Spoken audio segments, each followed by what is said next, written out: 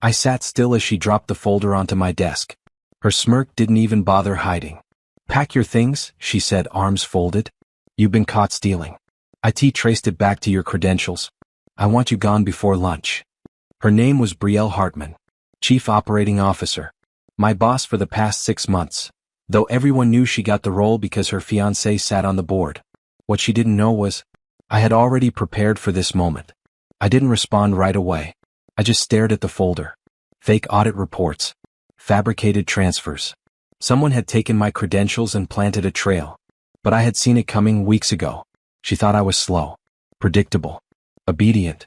I stood up, loosened the badge from around my neck and set it down gently. No argument. No panic. Just quiet control. "You have 10 minutes, I said. Brielle blinked. "Excuse me?" "10 minutes, I repeated, glancing at the digital clock behind her. "That's how long you have before the first phone call hits legal. Before your accounts freeze. Before the people funding this company see exactly what's been happening behind closed doors." Her face cracked just slightly. "What are you talking about?" I stepped toward the door. "If I were you, I'd start making calls." And then I left. Not in shame. Not in fear.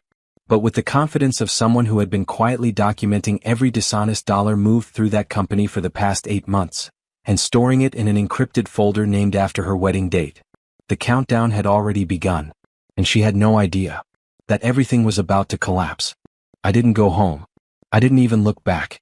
Instead, I walked 3 blocks down to a quiet coffee shop I'd scouted months ago. Corner booth. No cameras. No regulars. Just a steady hum of espresso machines and jazz through the speakers.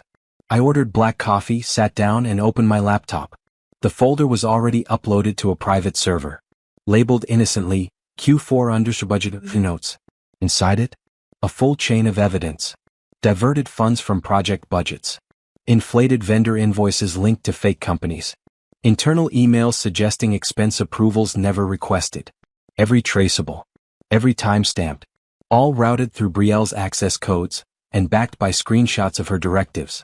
I hadn't built the empire, but I'd quietly kept its ledgers. And once I saw the corruption trickle in, I did what any quiet man does when he's underestimated. I paid attention. I documented. And I waited. The board wouldn't need much. Just one trigger. One undeniable red flag. So I sent a single email. To Grant Ellison, the founder. The man who once told me during a Christmas party, "Loyalty isn't loud. It's watching who never flinches when things get ugly." I attached the file. Subject line. "You deserve to know before the headlines do." Then I closed the laptop.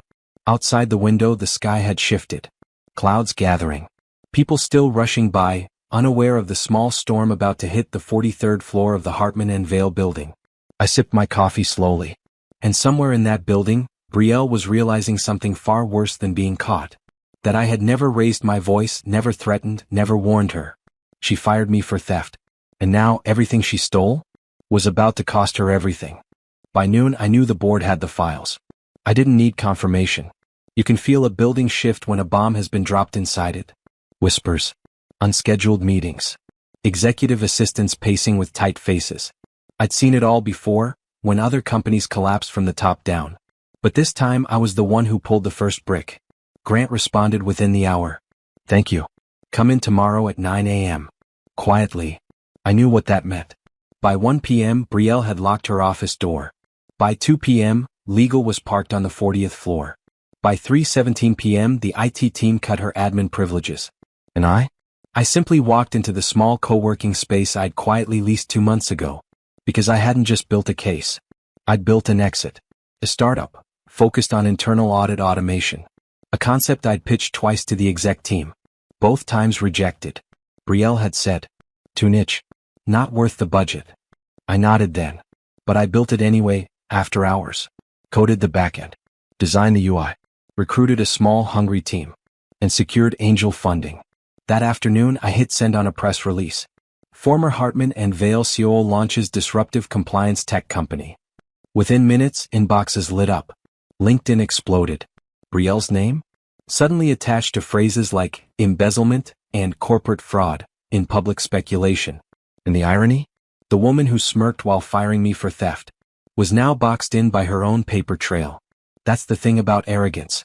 It makes you think people like me, the ones who speak softly, take notes, and stay late, are invisible. Until one day, we're the only ones left standing. Brielle didn't go down without a fight. The next morning I arrived early. Same suit. Same calm. Just a different badge, one that said, Strategic Consultant to the board. Security buzzed me in without hesitation. Brielle arrived 20 minutes later, sunglasses on indoors, lips pursed so tightly it looked like she was holding in venom. She didn't look at me. Didn't have to. Her heels struck the marble floor like a warning, too late. Inside the boardroom the energy was electric. Half disbelief, half thrill. Grant stood as I entered and gestured for me to sit, at the head. I believe you all have the report, he said. They did. Every expense Brielle had hidden in obscure vendor chains. Every fraudulent bonus routed through shell consulting firms she controlled.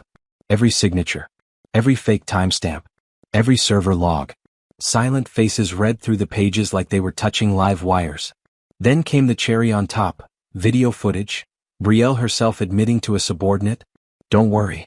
Finance doesn't know where to look. I built the maze." That maze was now printed, indexed, and color-coded in front of 10 board members. She tried to speak. "Let's not pretend this wasn't political," she hissed. "This is about power, not numbers." I leaned forward, voice level. "No. This is about trust. You lost it. And then you bet no one would notice." Silence followed. Then a motion was passed, unanimous. Termination for cause. Effective immediately. She stood there, stunned, a $1 million empire unraveling at her feet. I thought she might scream. Instead, she laughed once, short and bitter, then turned and walked out without another word. And just like that, the Empress of Hartman and Vale fell. But my plan wasn't just about removing her. It was about replacing what she broke. And that part was just beginning. When Brielle left, no one stood up. No one said goodbye. The weight of her downfall echoed louder than any closing door. But I wasn't done. The board had questions, not about the past but about the future.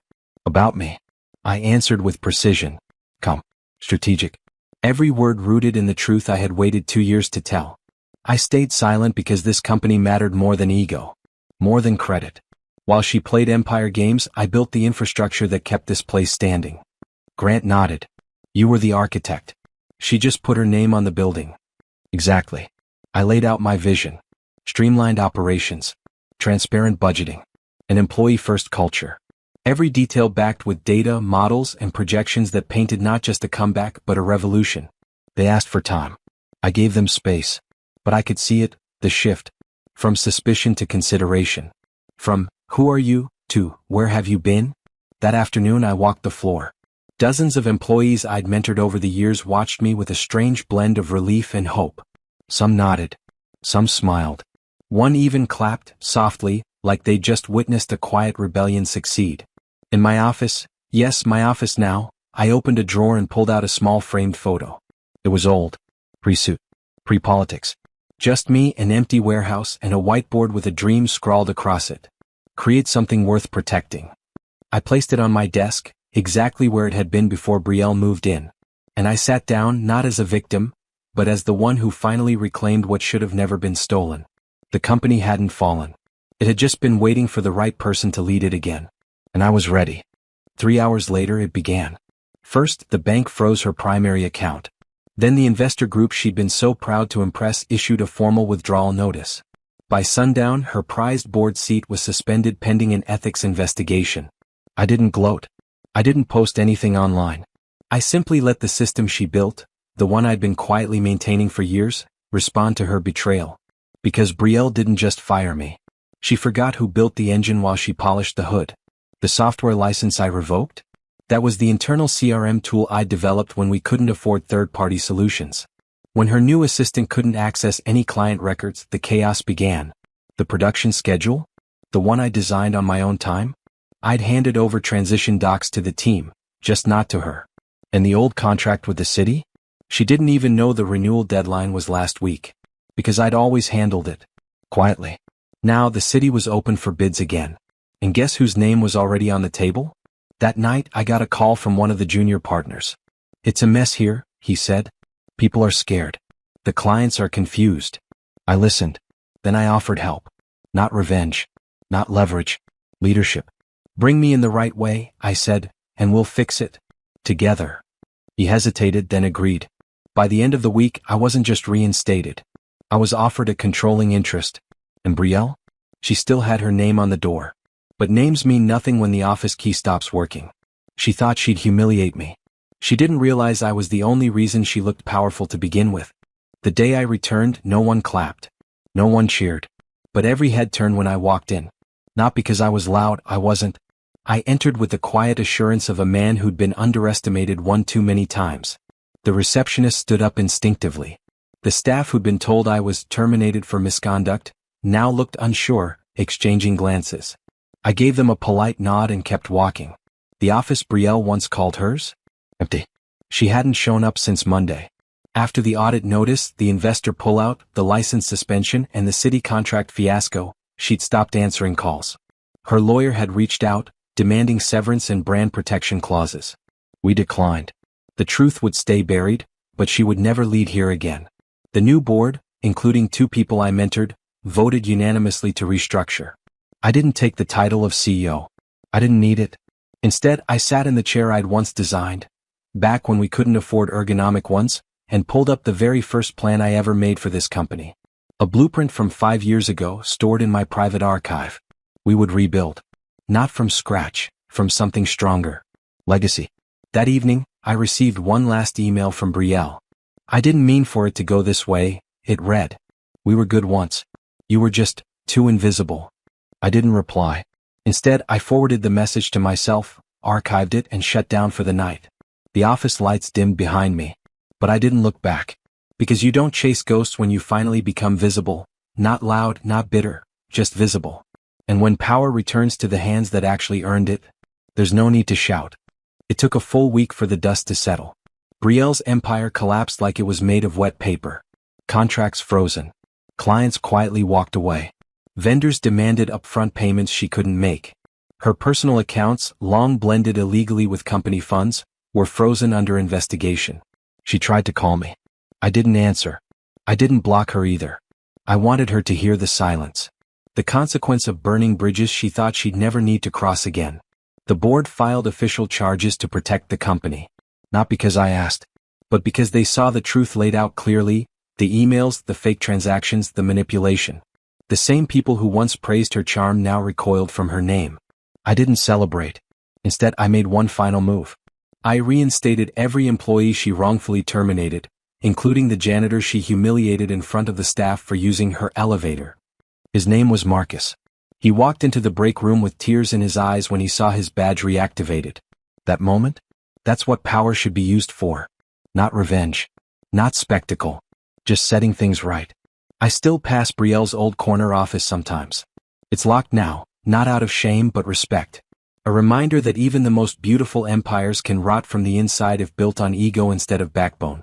They offered me her office. I declined.